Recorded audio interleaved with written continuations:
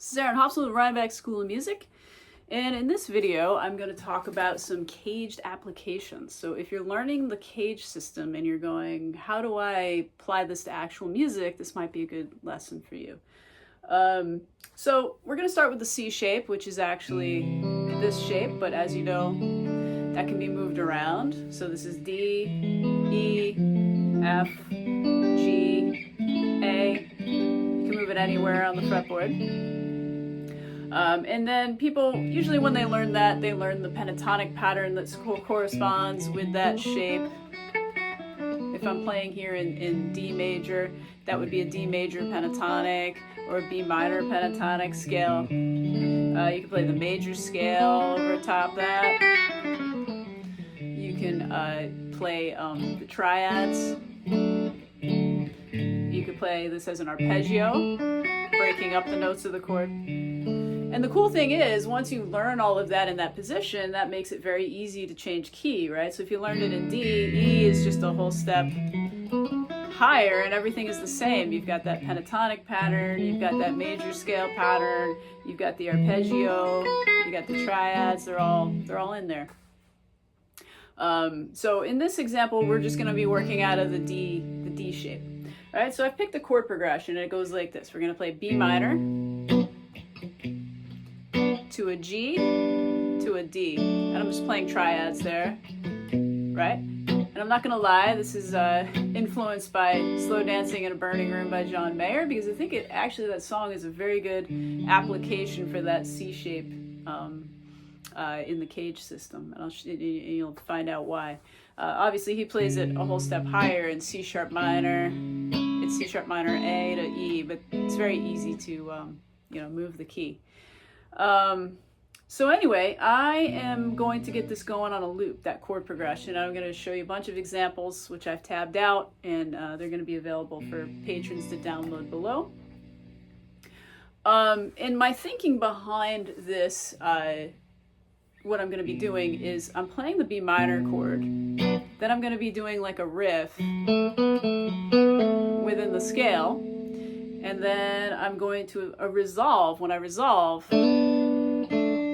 it's going to be around this D-shape chord, right? C-shaped chord located off of the D root.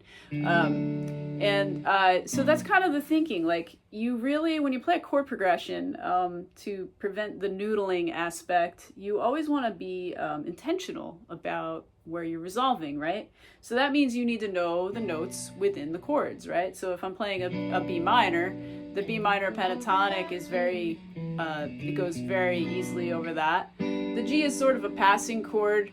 Really what we're resolving to is the D. So anything within this C-shape D chord, any of these notes, these are your chord tones, and you want to kind of land on one of those. And you'll see in these coming examples how I've done that, how I've woven that in. So I'm just going to get the loop going, and I'm going to play these examples, and you can get some of these under your fingertips here.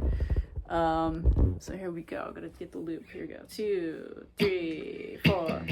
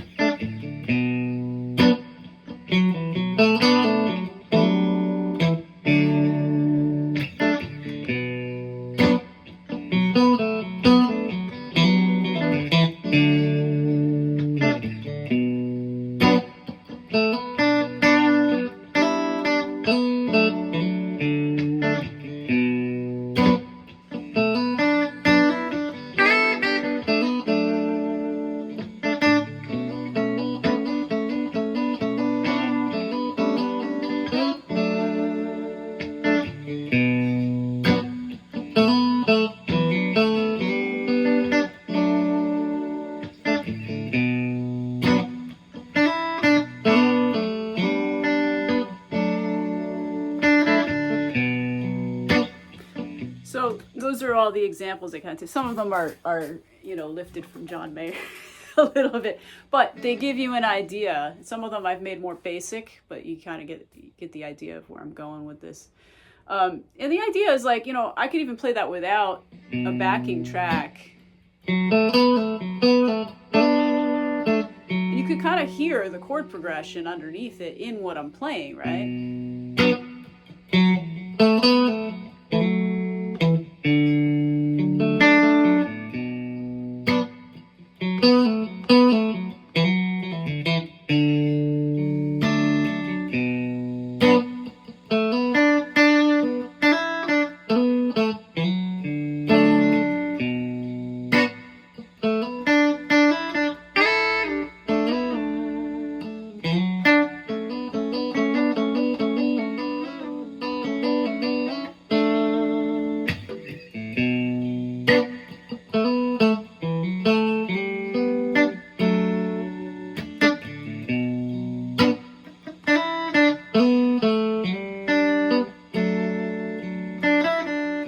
Without the backing track of the chords, you can hear a clear outline of the chord changes in what I'm playing. And that's sort of the idea, right? When you're playing something, you want to resolve it. You want to resolve those phrases. And knowing your chord shapes just helps you know what are the notes in a D chord. Where am I going to land out of the scale? I have all these notes in the scale, but which ones do I hit to resolve the phrase? And the answer lies in that chord shape. You can land on the D, you can land on the A, the F sharp, the D, the F sharp here, the A here. You know, any of those would be like a good choice for resolving your phrases out of the scale. Because otherwise you're just endlessly noodling on a scale, and you're kind of like, you know, sometimes maybe you can use your ear, you can hear it, and then other times it's kind of like, I don't know, maybe I've missed it, or you're not doing it intentionally, I should say. And that's the idea, is you want to be doing this stuff intentionally so that it sounds like something, right? It sounds like music rather than a bunch of notes that you're just noodling around trying to aimlessly find where you're resolving to. If you have a really good ear, that's easy to do, but a lot of people in the beginning don't really have the ear developed to know, you know, sometimes if what they're playing sounds good or bad or out of key or whatever. Anyway, I've attached all those examples for patrons to download. If you haven't already, visit www.rhinebeckschoolofmusic.com and subscribe. Become a patron, patreon.com/Rhinebeck School of Music. I'll see you at the next one.